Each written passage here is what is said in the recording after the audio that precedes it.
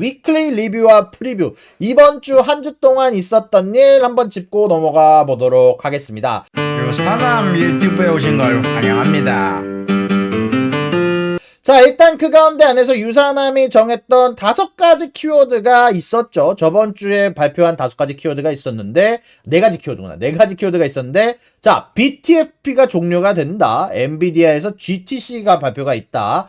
뱅크 오브 재팬에서 마이너스 금리 해제를 할 거다. FOMC에서 점도표와 테이퍼링 관련해서 뉴스가 있을 거다 라고 얘기를 했는데, 실질적으로 이런 거 관련해서 뉴스가 다 하나씩 있었습니다. 자, BTFP가 종료가 됐죠. 그렇다고 해서 요것 관련해서 지금 당장 은행이 무너진다 이런 건 아니지만, 여기에 관련해서 큰 뉴스는 없었지만 재할인 창구 관련돼서 우리가 앞으로 눈여겨봐야 된다라는 뉴스가 계속해서 이야기가 나오고 있습니다. 자, 이 재할인 창구가 뭔지 한번 여러분들한테 얘기를 해드리고 싶은데, 재할인 창구라는 건요, 원래 은행들의 위기가 왔을 때 연준한테 돈을 빌리는 옛날부터 있었던 창구예요. 근데 여기에다가 은행들이 갖고 있는 채권이나 뭐 어음, 모기지를 담보로 연준에게 긴급하게 돈을 빌리는 곳이에요. 가격이 하락한 주식, 채권 가격의 현실화가 포함이 되어 있기 때문에 우리가 아까 말한 BTFP보다는 높은 이자를 주고 돈을 빌리게 되는데, 그러다 보니까 이 BTFP의 문제점은 조금 해결된 부분들이 있습니다. 자, 이 BTFP의 문제점은 뭐냐면,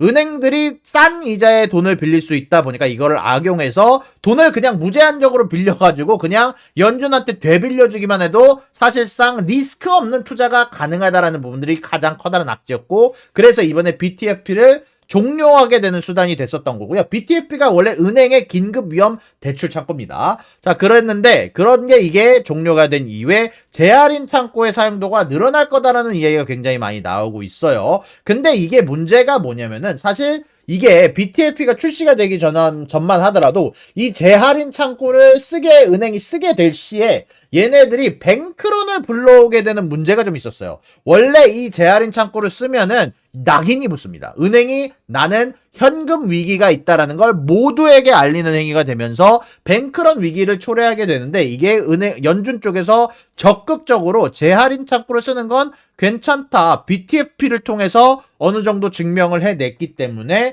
이 재할인 창구도 아마 쓰는 은행들이 높아질 거라고 생각이 들면서, 어떻게 보면 은행들의 위기를 넘길 수 있는 가장 커다란 아마 기회가 될 수 있다라고 얘기가 많이 나오고 있고요. 다만 이런 소식들에 대해서는 매일매일 소식을 듣고 싶지만 매 분기마다 업데이트가 되다 보니까, 사실 이거를 지금 당장 우리가 재할인 창구가 얼마나 어떤 은행이 사용을 하고 있는지에 대해서는 업데이트가 좀 느리다라는 거, 여러분들이 사실 재할인 창구에서 갑작스럽게 사용량이 늘었어, 은행의 위기야, 많은 은행들이 현금성 위기가 있으니까 재할인 창구 쓰겠지라고 이미 깨달을 때에는 이미 은행 위기가 진행 중일 것이다 라는 게 아쉬운 점이다 라고 여러분들에게 얘기를 해드릴 수 있을 것 같고요. 자, 그리고 그 다음에 이번 주에 있었던 소식은 엔비디아 GTC. 자, 다들 아시다시피 여기에 대해서 제가 이미 디테일하게 여러분들에게 전달을 해드렸으니까 굳이 짚고 넘어가진 않겠지만, 간단하게 정리하면 새로운 블랙웰 칩, 베리 굿 블랙웰이라는 플랫폼이라고 할게요. 플랫폼이 사실상 추론 능력은 30배, 그리고 실질적인 전력 소모량이나 성능은 4배에 가까운 모습과, 그리고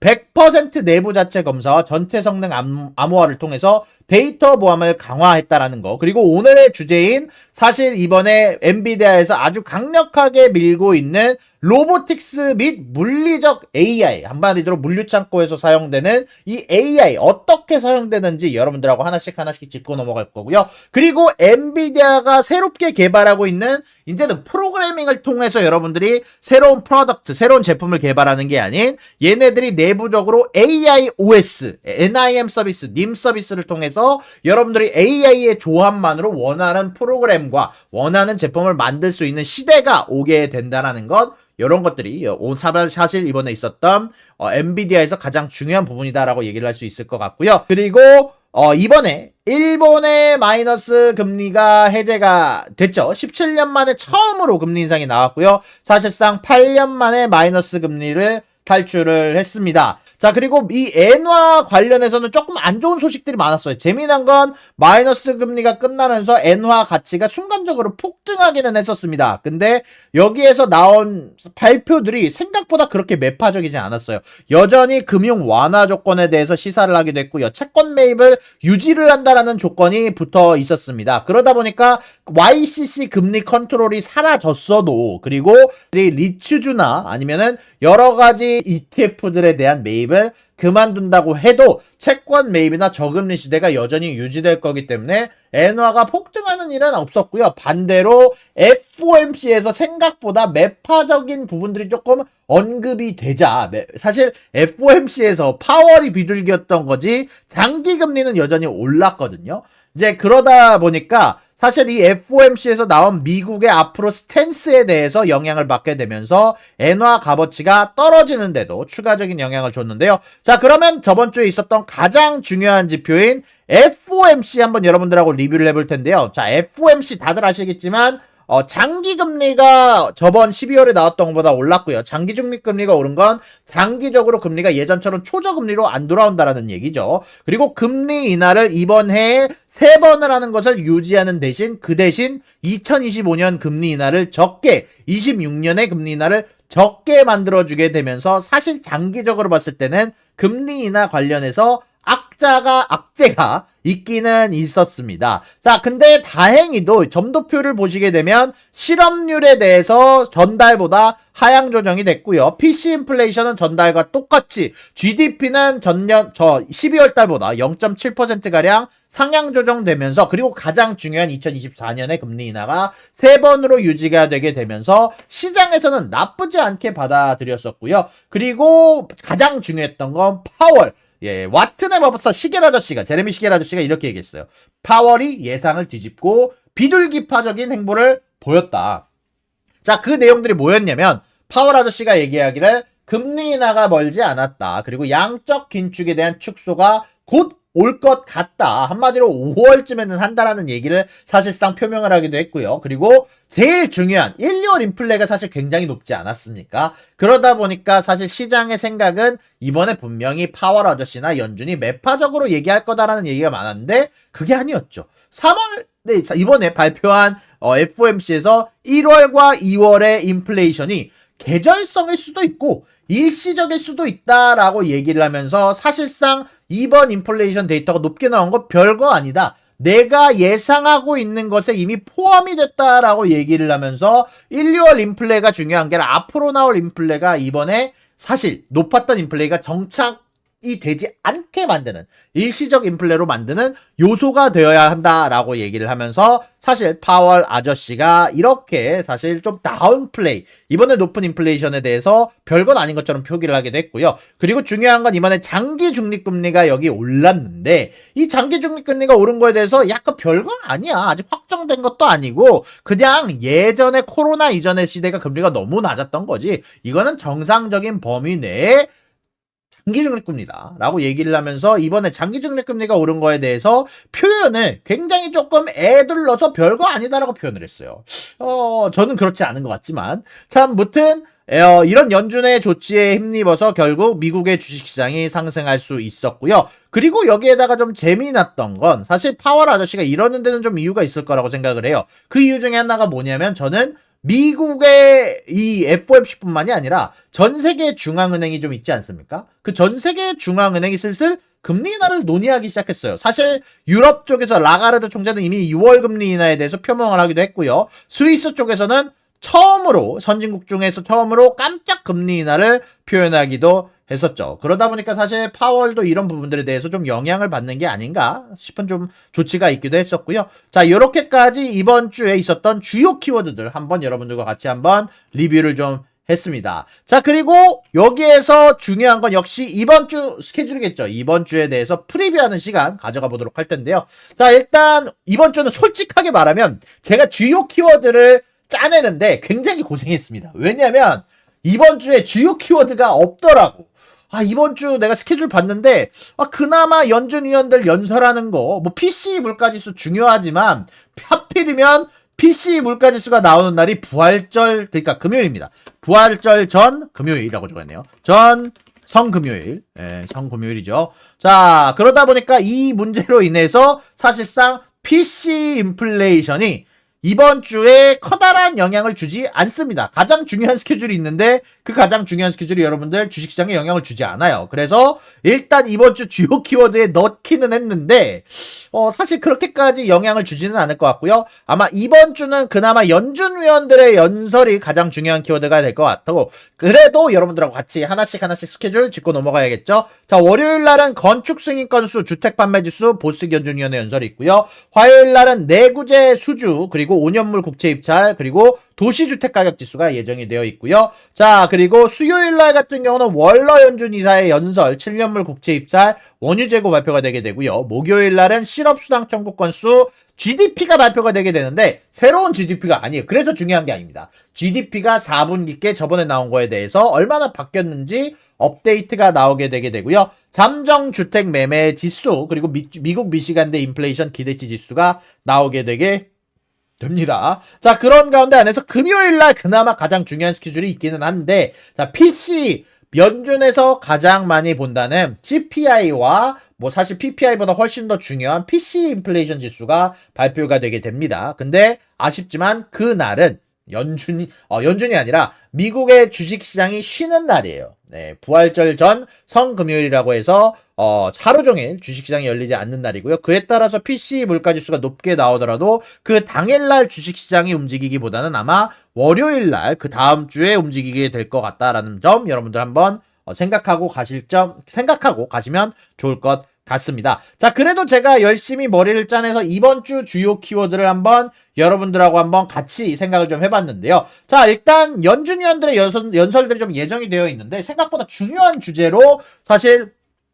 이야기가 나옵니다. 자, 월요일 날은 리사 쿡이 연준의 두 가지 임무에 대한 밸런스가 어디서 나오는가에 대해서 연설을 하고요. 또 보스틱 촌재, 사실상 최근 들어서 가장 비둘기적인 인물이 매파로 변했다라고 평가를 받는 만큼 보스틱 총재의 연설도 우리가 들어봐야 될 것 같고요. 수요일 날은 월러 연준 이사의 연설이 있는데 미국 경제의 미래에 대한 부분이라는 연설이 나오게 되고요. 금요일 날은 파월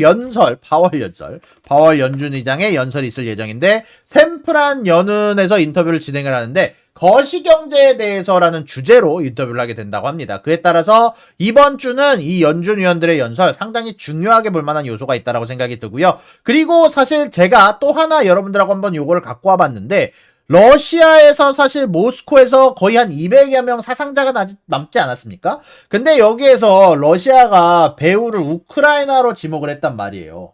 그래서 러시아와 우크라이나 사이에서 조금 긴장이 고조가 여전히 돼가고 있습니다. 그런 가운데 안에서 아이시스가 이거 우리가 했는데 뭔 개소리야 라고 얘기를 하면서 원래 러시아가 푸틴이 우크라이나가 했다라고 얘기를 했는데 거기다 대고 무슨 개소리야를 시전합니다. 아이시스가 무슨 개소리야를 시전했고 미국 쪽에서도 야 우리가 2주 전에 니네한테 경고했잖아 라고 얘기를 했고 우크라이나의 대통령도 여기에 대해서 얘기를 하기를 푸틴 돌았나봐. 항상 이렇게 우리한테 뒤집어 씌우려고 하지라고 얘기를 하면서 사실상 아이시스가 범인으로 확정이 돼가는 시기가 나왔죠. 그럼에도 불구하고 여전히 푸틴은 우크라를 1순위로 놓고 범인으로 보고 있고요. 그런 가운데 안에서 전쟁의 변수가 될 수 있고 앞으로 이 전쟁의 불씨가 다른 곳으로 벗어나는 새로운 전환점이 될 수도 있어서 개인적으로 이 러시아의 테러에 대한 대응, 우크라이나와의 분쟁에 아마 커다란 영향력이 될 수 있는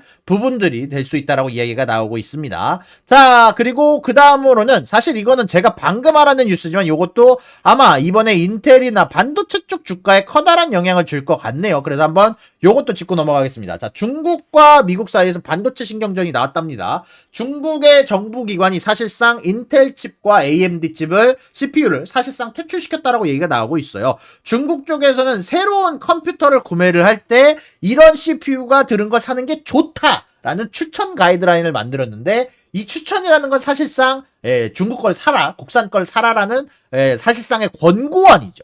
추천이 아니라 사실 이렇게 해라라는 명령입니다. 자, 그런 가운데 안에서 이 안전하고 신뢰할 수 있는 CPU 장치와 OS 목록을 공개를 했는데 전부 다 중국적일 것이에요. 사실상 인텔 칩과 AMD 칩을 사지 말 것을 사실 독려하기도 했고요. 그 가운데 안에서 이 안전한 CPU 목록에는 화웨이와 중국의 최대 통신 장비 업체 화웨이와 중국의 CPU 설계 업체 파이티움, 페이텅 등이 포함된 것으로 알려졌다라고 이야기가 나오고 있다라고 소식이 전달이 되기도 했네요. 자, 그리고 그런 가운데 안에서 지속적으로 나오고 있는 반도체 보조금도 이런 소식에 추가적인 경쟁 소식으로 촉매제로 작용할 뉴스라고 생각이 좀 들고요. 자, 그리고 마지막으로 그래도 PC 인플레이션이 이번 주 금요일 날 나오게 되긴 하는데, 이번 주 금요일 날 PC 인플레이션 나와도 물론 장에는 영향이 없을 예정입니다. 장이 안 열리니까. 자, 근데 문제는 이번에 나왔던 CPI 지수가 너무 높았죠. PPI도 너무 높았고 에너지 가격이 너무 폭등을 했다 보니까